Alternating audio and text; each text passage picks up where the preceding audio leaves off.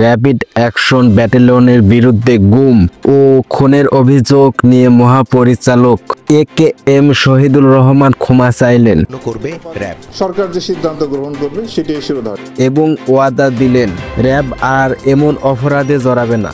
আজকের প্রতিবেদনে জানাবো র্যাবের বর্তমান অবস্থা, ভবিষ্যৎ পরিকল্পনা এবং কিভাবে তারা আইনের শাসন নিশ্চিত করতে চায়।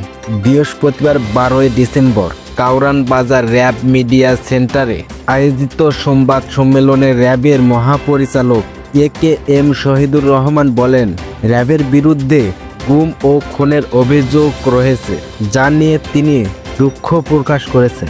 একই সঙ্গে সুষ্ঠু বিচারের মাধ্যমে দায়মুক্ত হতে চান বলে তিনি আশ্বাস দেন। মহাপরিচালক আরও জানান, আইন শৃঙ্খলা পরিস্থিতি উন্নত হলেও এখনও প্রত্যাশিত অবস্থায় পৌঁছায়নি, তবে র্যাব আন্তরিকতার সঙ্গে কাজ করেছে।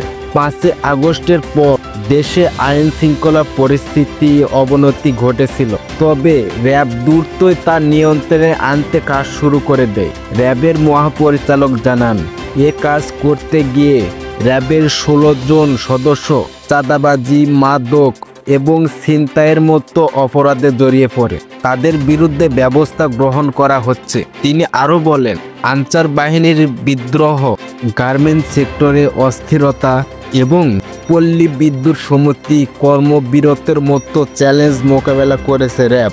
এ পর্যন্ত 14,500 আসামি গ্রেপ্তার এবং 20,000 অবৈধ অস্ত্র উদ্ধার করা হয়েছে। র্যাবের আয়নাঘর নিয়ে মহাপরিচালক বলেন, তদন্ত চলছে এবং এ বিষয়ে বিস্তারিত তথ্য শীঘ্রই প্রকাশ করা হবে।